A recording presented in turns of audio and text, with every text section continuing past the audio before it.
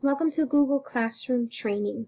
In this module, we will review how to add students and look at some basic features in this page.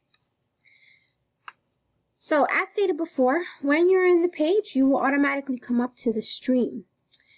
Today, we're going to be looking at the student page. So, as you can see, our student page is empty as we have not invited or added students to our class yet. But I'll show you a brief example of what that looks like once I tell you how to invite them. So there are two ways to add students to a class.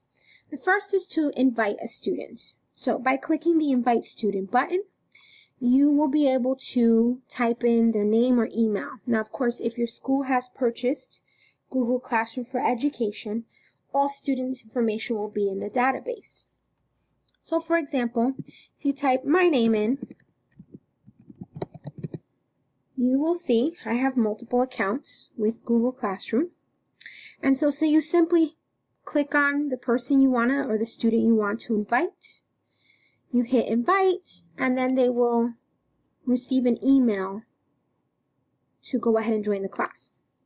Then they will show up on this stream here. Another way to invite student is to provide a class code and have students log in and join a class. So as you can see, you're provided with a class code here, but you're also provided with a class code here. This drop-down screen will give you the option to copy the code, reset it, or disable it.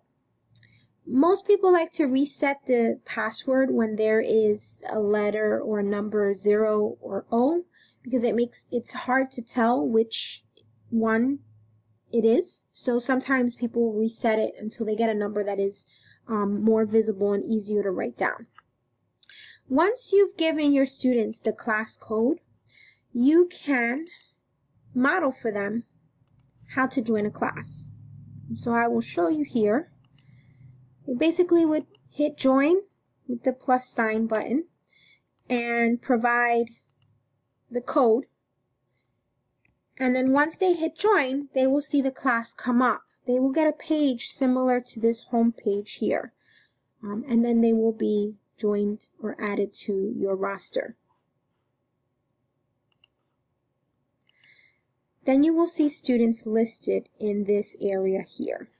Let me show you an example.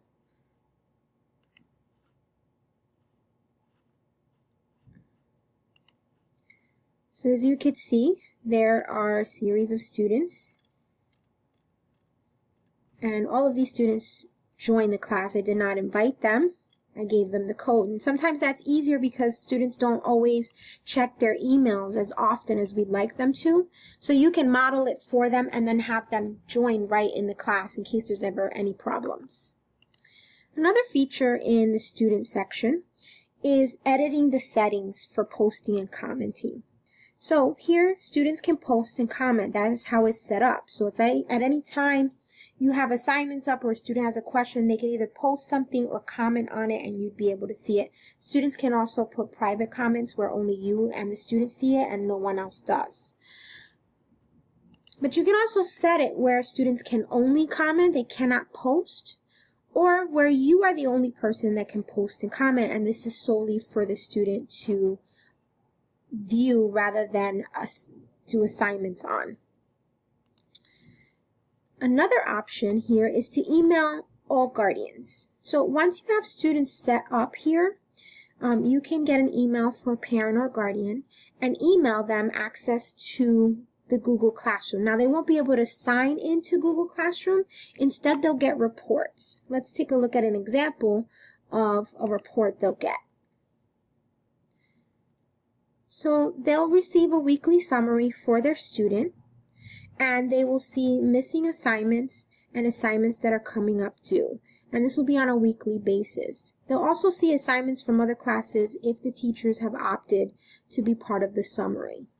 So this is a nice little tool to have because it keeps parents in the loop as to what is happening or going on in the class. And finally, when you have students in the list, this action button will be highlighted. And in the action button, you will be able to see 3 actions. You can email the student or students because you can email more than one at a time. You can mute the students or mute a student, because you can mute an individual student. That comes in handy for students who don't necessarily post the most appropriate comments. Or you can remove someone. So if you have a student transfer or drop the course, you can remove them from your list. Next up, we'll be taking a look at the About section, and then I will show you how to post assignments. Thanks for watching.